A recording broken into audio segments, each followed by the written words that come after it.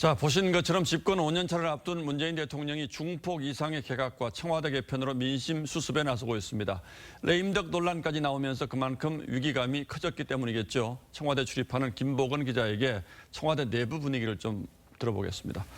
자, 김 기자 어서 오십시오. 네. 이제 한 번에 하는 건 아니지만 이 개각폭이 상당히 커졌는데 여기에 청와대 비서실 개편까지 대대적으로 온다면 이제 상당히 큰 변화인데 이렇게 위기감이 커진 직접적인 배경은 뭐가 있습니까?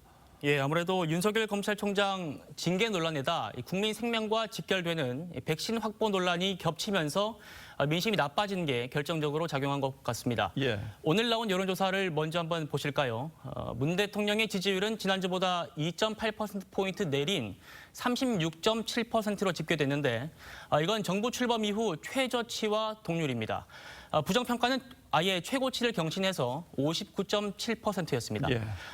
한 청와대 관계자는요, 지지율이 떨어지는 건 하루 이틀 만인데 올리는 거는 한두 달이나 걸린다, 이렇게 한숨을 쉬기도 했습니다. 당초 청와대에선 개각을요, 내년 2월, 그러니까 설 명절 전쯤으로 잡고 있었는데 여기서 더 밀리면 국정운영 동력을 잃을 수 있다, 이렇게 보고 초강수를 두는 겁니다. 그러니까 당초에는 이렇게 급격하게 떨어질 거라고 예상 안 했다, 이제 이런 뜻이기도 한데. 그렇습니다. 자, 지지율이 너무 떨어지면 대통령의 영이 서지 않고 또 이게 비단 국내 문제만 국한되는 건 아니지 않습니까? 내년 2월에 미국의 바이든 행정부가 출범하는데 이제 문재인 정부로서는 북미 간의 대화가 다시 시작되는 것을 중재하겠다, 이런 계획도 있는 것 같은데 이것도 좀 어려워질 수가 있겠죠? 그렇습니다. 청와대도 그 점을 가장 걱정하고 있는 모습입니다. 이미 북한이 문재인 정부를 상대하지 않겠다는 상황에서 자칫 지지율까지 떨어질 경우 북한도 굳이 현 정부를 임기 내에 성과를 내려고 하지 않을 수 있기 때문입니다. 예. 남북 관계가 풀리지 않으면 정권 재창출의 동력까지 꺼질 수 있다. 그런 여권의 내부 우려가 큰 모습입니다. 자, 이제 미국 대화 여기까지 이제 보고 있는 것 같은데, 자, 개각 얘기 좀 더 해보죠. 당초 추미애 장관만 바꾼다는 얘기가 있었는데 이렇게 몇 개 부처를 묶어서 이제 소위 중폭 개각이 되는 이유는 뭡니까?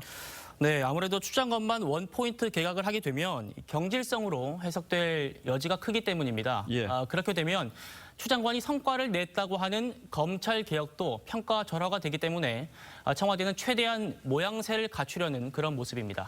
자, 조금 전 저희 보도도 있었습니다. 박영선 중기벤처부 장관 같은 경우에도 이제 교체를 하긴 하는데 이번은 아니다, 이제 이런 얘기가 있다는 거죠? 예, 저희 취재 결과에 따르면 한 1월쯤에 한 번 더 개각을 할 분위기입니다. 박 장관은요, 서울시장 출마 쪽으로 기울었다고는 하는데 보궐선거 공직자 사퇴 시한이 선거일 30일 전까지로 좀 남았거든요. 예. 그래서 개각 일정을 좀 여유 있게 조정하기를 본인이 원한다고 합니다. 서울시장 출마하더라도 아직은 급하지 않다, 이제 이런 판단이고.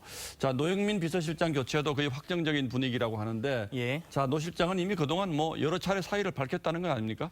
그렇습니다. 이른바 추윤 갈등을 제대로 관리하지 못한 책임으로부터도 노 실장이 자유로울 수 없는 위치이기도 하죠. 예. 광화문 집회 참석자를 살인자라고 불렀던 것처럼 그동안 강성 발언으로 민심을 자극한 적도 있었습니다. 그렇기 때문에 쇄신 차원의 교체로 볼 수 있습니다. 이런 복합적인 마음을 보여주듯이 오늘 국무회의에서는 머리를 빗지 않은 모습이 포착돼서 눈길을 끌기도 했습니다. 예, 그랬군요. 자, 그렇다면 김상조 정책실장 교체 가능성은 어떻게 보고 있습니까?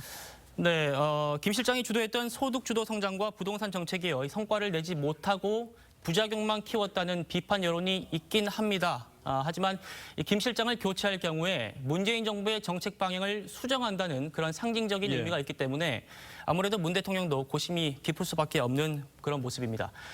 청와대 비서실과 또 정책실 개편은요, 이번 개각 이후에 또 내년 초쯤으로 예상이 되고 있어서 아직은 좀 더 변수가 있는 그런 모습입니다. 예, 김 정책실장 경우는 이제 경제팀의 개편을 어떻게 할 것인가, 이것과도 맞물려가 있겠죠. 어쨌든 뭐